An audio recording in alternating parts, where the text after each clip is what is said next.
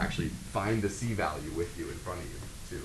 I don't think you've ever had to do that. Yeah. So you do like expect us to be able to experience like easily graph. Yeah, I mean, you could definitely be asked things with the calculator too. I think it's, most of that was calculator driven. A lot of that is though, right? So.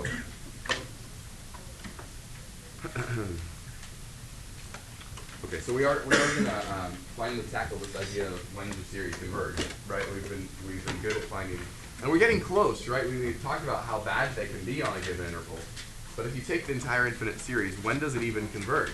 You've seen that some things, like geometric series, don't converge outside of a given window, right? And then we've said that other series, but we didn't prove it, like the series for e to the x, cosine x, and sine x, converge for all reals. So we need to come down on this more, right? Like we need to actually say, like, what's going on here? When do these things converge? So that's the question I just asked. So I think we've seen that, like, we have this idea of we converge around the center. At the center, we're always perfect, right? Just because of the definition of a Taylor series. It always agrees at the center. But how far away from the center can we go? Right? We've already seen that as we go farther away from the center, that's one of the things that controls how bad it can be. So we're going to name that distance away from the center. Let's call that R. That distance, that outside of that distance R, the series diverges. And inside of that distance, it converges. And the reason we call that R is because we sometimes call this the radius of convergence, right? That is to the left or right by this amount. And there are three possibilities for what R could be. And you've already seen examples of this in some of the ones we've kind of just hinted at already.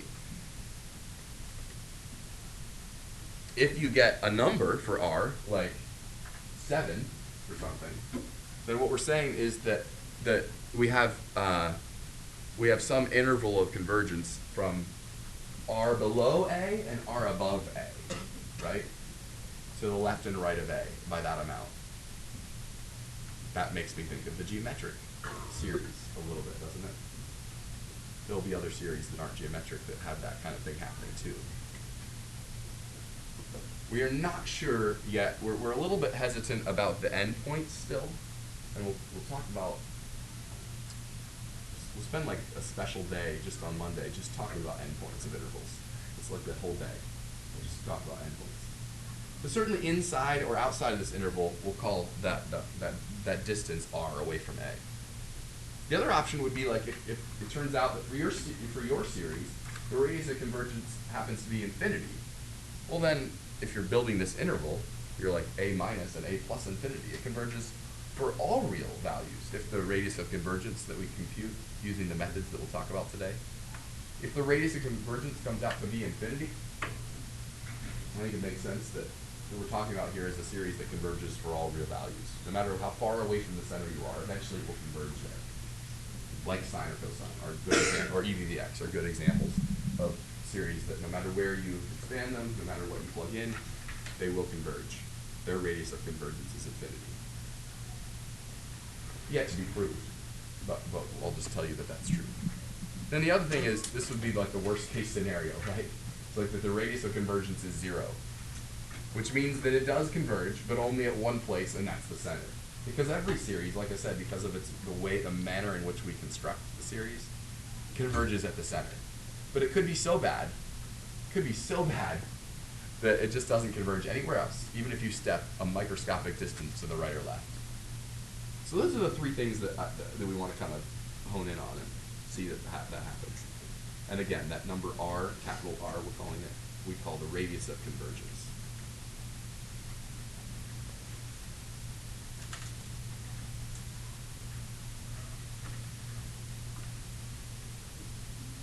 So now we're going to give you instructions, some tools here to like think about how to get R.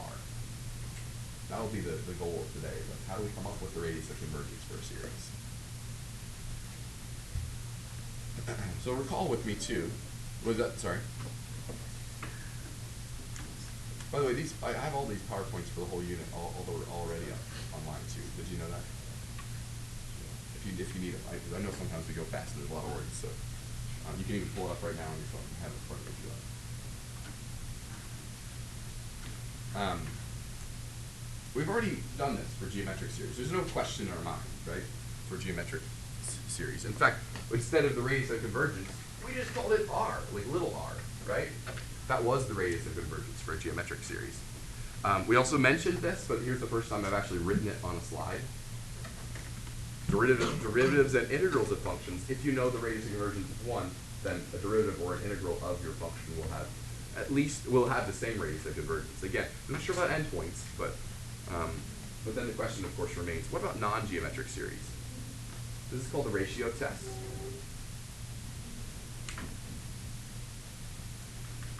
And this is like the most important tool in your tool belt. It's the only game in town for today. It's called the ratio test. So say you have a series where, now I want to be clear here, you have some crazy rule for your series. Yeah? It's called the rule AN. Whatever your rule is for your series. What this says is that if you use your rule and plug in n plus 1, and use your rule and plug in n, that is, you're taking your rule and evaluating twice for n plus 1 and for n, and you stack those, and you take the limit as n goes to infinity. If that equals this number, whatever number that might be, then we can talk about whether the series converges or not. The reason this is on the same slide as the geometric series is because really it's just a generalization of our geometric series rule. In fact, these rules for what L can be should look completely familiar. Let's see if we can understand that intuitively. Like, why does that make sense that would be true? If I have some series, some rule, and I ask for the ratio A101 to A100, what did I just ask for?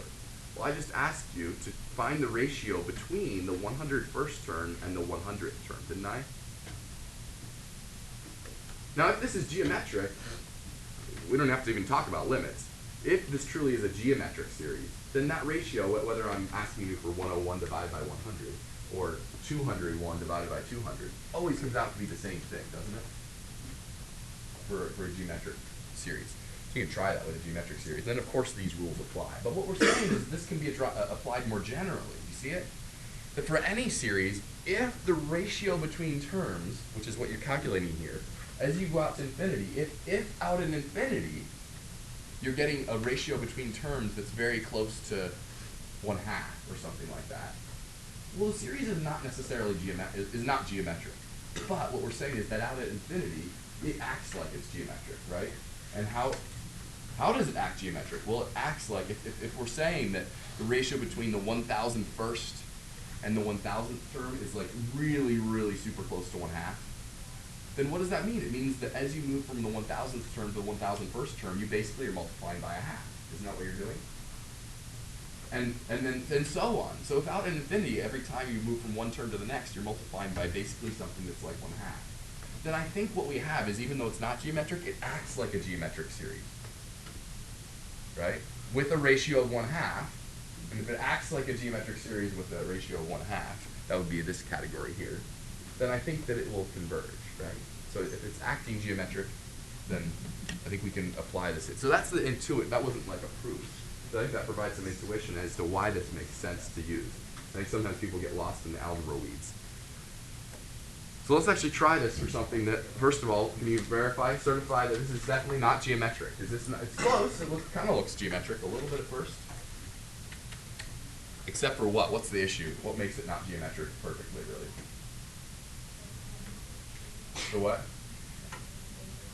Yeah, the n part, right? If this was like 1/3 of the n times x to the 5th to the n, x minus 5th, 5 to the n, then that would actually be geometric. But the n makes this not geometric. You can write out a few terms and you'll see too, if that helps. But yeah, this is not geometric, and yet we're going to use the ratio test on this. So here we go.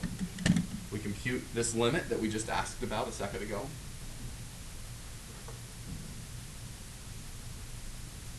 Now, there's a lot going on here, but I want to make sure you're clear on this, right? So plugging in n plus 1 everywhere you see an n. Do you agree that in this first set of parentheses that that's what I've done? Everywhere you see an n, I plug in an n plus 1. And then I'm dividing, I use this, I didn't stack it, but I'm dividing then by just the term, the rule for our term with just an n in it, just like it is written. So make sure you're clear on what that first calculation is. Is that cool? We're going to do a lot of cleanup, but is that cool, that first line? This is it's such a tidy little formula. Oh, just do the absolute value of a sub n plus 1 over a sub n. Looks so tidy here, but when you actually do it, that's what it's going to look like, yeah? It's a little messy. So there's a sub n plus 1, and there's a sub n. We're dividing. All right, I love dividing fractions. Can you follow the algebra? Really, there's just a bunch of algebra from here on out, right? For a bunch of algebra. Are you following the next step there? There's a little flip there on that, you know. Okay. In fact, you can still see visible before us a sub n plus 1, and this is just a sub n's reciprocal, right? So far, so good. I mean, some of you, if you have mathematical intuition here, you're just like dying to start canceling stuff out, aren't you? Let's do it. It's so fun. Let's do it. There's so many things to cancel out. What do you see? Name something that cancels out. Yeah. We could take away the 3 to the n on the top. And This guy? Yeah. And just turn that into 3 on the bottom. Yeah, and that's a 3 to the n times 3, isn't it? You rules of exponents. Yeah, this is just 3 times that, isn't it? He's right. That's the first fun thing to cancel out. Anything else you see that can cancel out by similar means? Yeah, the x minus 5 to the n and the x minus 5 to the n plus 1 cancel out in exactly the same way. And you are left with just an x minus 5 up top. And I think that's about it. We got excited, but that was all we did, actually. So do you agree that then this is what we have remaining if you do the two things they just said? And I also combined fractions, and I just kind of made it, I just kind of tidied that up a little bit. And now, without even multiplying that out,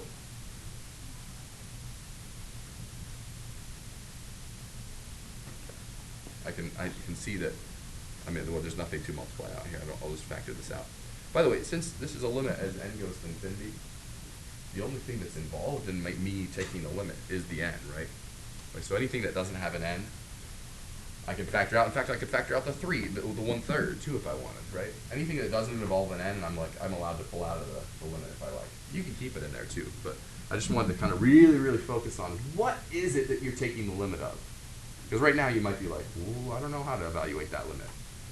But I think when we're over here, for any particular x value, say x is 50, you know, what does this approach? Well, it approaches 50 minus 5 times 1/3, doesn't it? If n goes to infinity. For any particular x value, I think this is what we approach. Again, the thing we're taking the limit of here is n, as n goes to infinity. And how did I know that was 1/3? It's because I took pre-calculus, right? Yes? What did we do, though? I mean, was that helpful? Did we just do something? All right. Keep in mind, though, that we're kind of not done. If we really want this to converge, then don't we require this to be less than 1? This whole thing, 1/3 times the absolute value of x minus 5. That demand indicates that the absolute value of x minus 5 needs to be less than 3. And I don't know if you want to go now back to our discussion of big R, the radius of convergence. But this is exactly the demand we were asking for when we're talking about the radius of convergence. And this is the way this will always happen. This will feel the exact same way every time you do the ratio test. So what is the radius of convergence? Maybe it wasn't obvious before, but now it should be. What's the radius of convergence? How far away from 5 can we be to have this converge? Yeah, is it obvious that it's 3 now? So that's the goal here. You do the ratio test. You'll get some answer like this, maybe. Maybe it'll be 0 or infinity 2 or something, or whatever. And then you demand that that be less than 1. Demand that that be less than 1. And then once you actually solve for this absolute value of what x minus a, whatever a is, you'll have that be less than Whatever R is, you'll have R revealed right before your eyes. It's 3. Okay, so I just wanted to take you through really carefully that first one. And I want to make sure you ask a question if you have one. Because we're just going to do this again. Yeah. So then with this, what specific values of x will it convert? Can someone answer that? Yeah. What do we mean by the radius of convergence is 3? Because we are being a little cagey about it here a little bit, right? So someone come out and say it somewhat more clearly. From what to what? Yeah, from 2 to 8. But the reason we're being a little cagey is because we don't want to just come out and say it converges on the interval 2 to 8. Because again, we haven't yet until Monday. We haven't had a discussion about the endpoints. And that's why we're being a little bit careful about that, right? Because we're not sure about whether to put less than or equal to there, you know? I'll tell you what I do know, is that when we're inside of 3, it converges. And when we're outside of 3, it definitely diverges. Definitely, both of those. When we're at exactly 3 away, not sure, actually, yeah.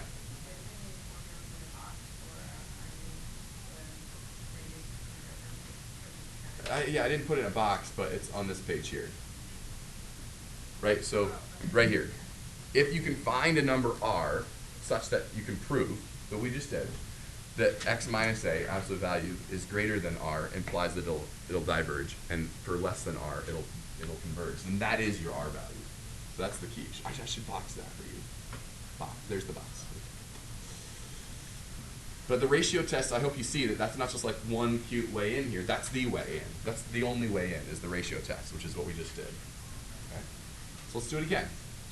So it doesn't say the word ratio test here, but when you hear someone say, find the radius of convergence of the power series, you need to think immediately, oh, did you mean do the ratio test? Right? Do you have a hunch about this one? I don't know. Here we go. So, L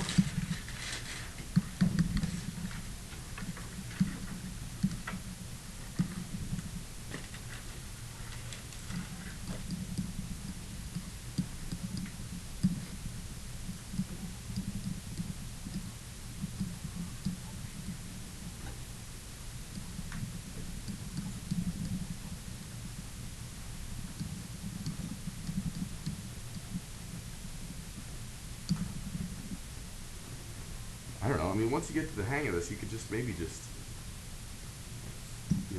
skip that division there, right? Let's just flip it right away. What do we get? N to the 4th over n factorial and x minus 3 to the n. Save ourselves some space here. All right, I don't want to just write up the answer here because I don't want to rob you of the joy of canceling things out. So why don't you take a second to do all the canceling? That's fun, right? What things do you see that cancel out? It's a joyful operation. Feels great, right? It's totally messy right now. Clean that thing. Along the way, you'll have to also remember some things you know about factorial.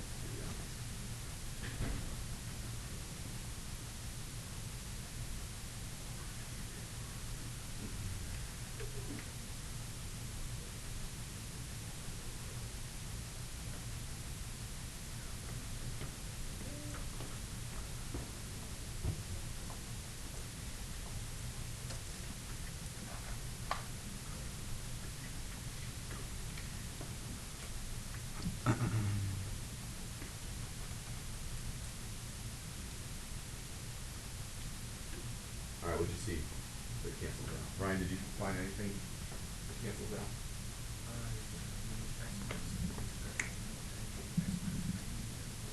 Yeah, I agree. And yeah, do you want to cancel anything else out? We get just an x minus 3. True story. By the way, that will every single time happen for these, just because that's how power series work. Like, you'll always have this thing here. You'll always have an x minus a to the n. You'll always have that happen. Every single time. Anything else cancel out you see? Huh? Not sure? Okay. Matt, you got something else?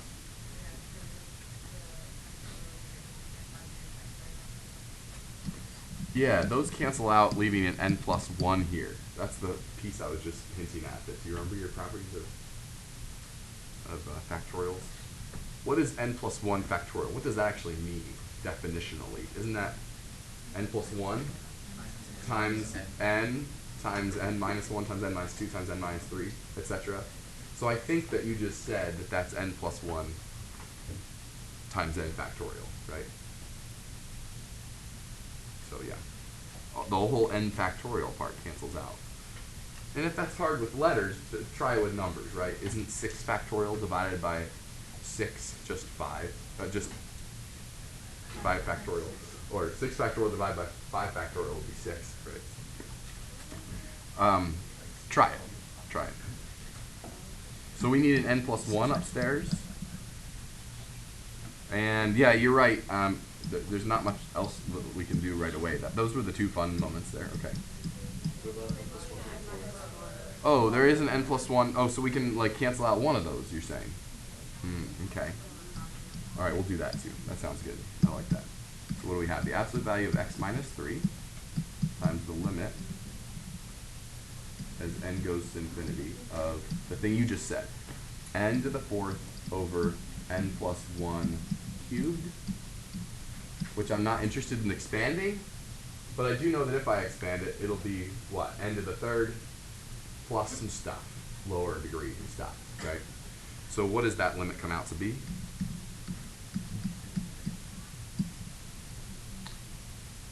Yeah, right? let's say infinity for now. All right, we demand that this be, this is L, we demand that this be less than 1.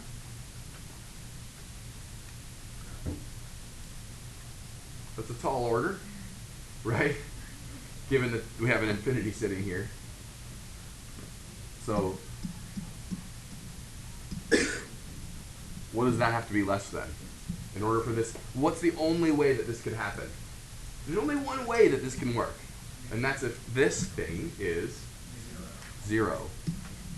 Less than or equal to 0, I guess I should say.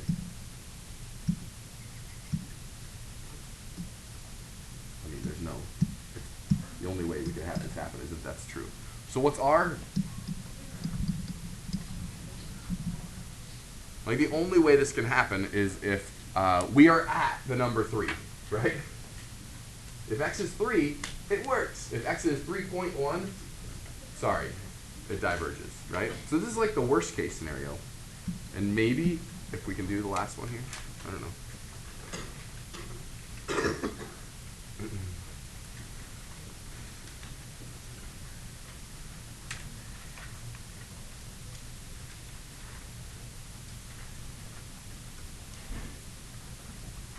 There's another piece of work to do here too, as well.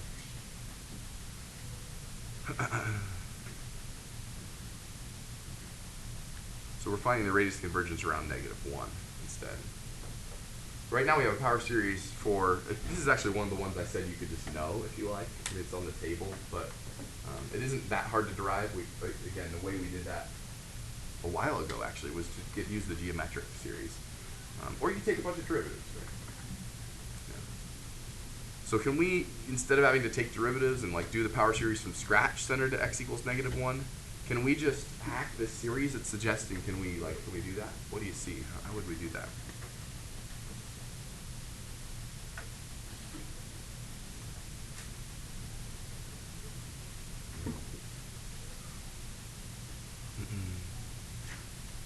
Can we write this as a composition? I mean, I'd love to see like x plus 1s all the way along here, wouldn't I? Instead of like powers of x plus 1.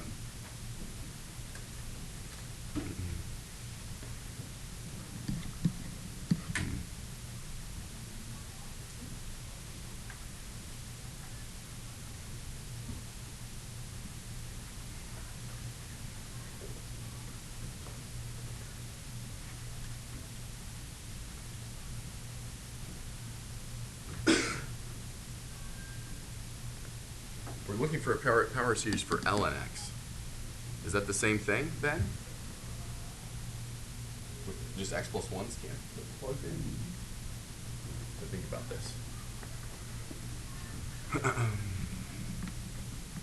Keep in mind that what this says is this is like ln of 1 plus u, right? There's nothing sacred about the x up here.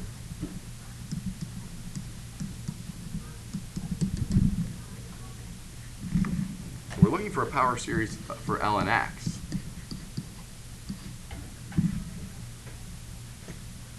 Centered at x equals -1. I don't know. Can we write this as, is this just 1 plus u? Can we say that this is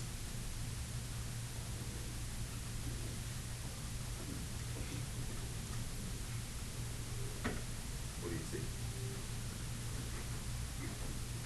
I feel like this is like the fun trick here. Or possibly the exact same. Well, except we need x plus 1s, right? Yeah, but can you help us with the reasoning on that? My logic is that if we subtract 1 from the big 1 plus x, now we just have x. And similarly, if you center from 0 to -1. Yeah, this like corresponds to just like a translation of the graph, like to the left one, right? Something like that. Yeah, I mean, ln x should be the same as, for us up here, 1 plus u, where u is equal to, if x is 1 plus u,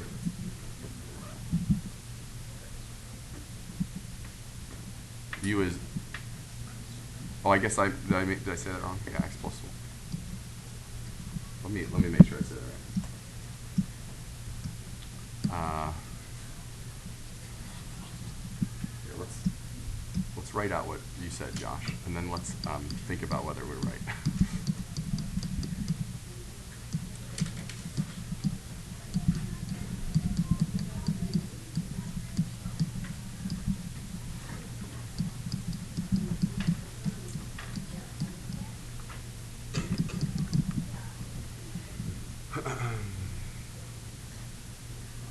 If we plug in -1 to this, I feel like maybe we said that wrong. You can't.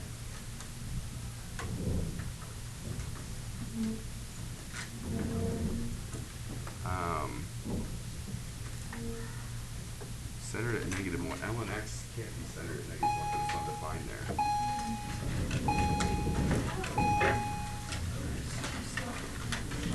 All right, sorry about that last thing. Sorry, I forgot to give you your worksheet too. I got distracted.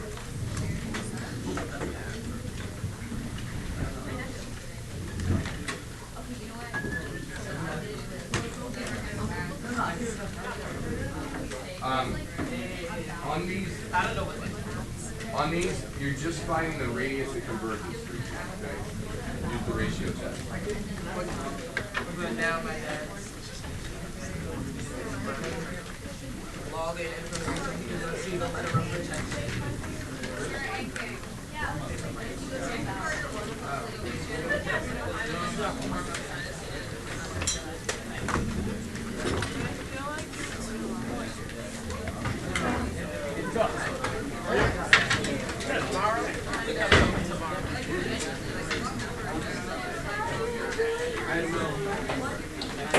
Yeah, like I said, you can just find the radius of convergence on these, right?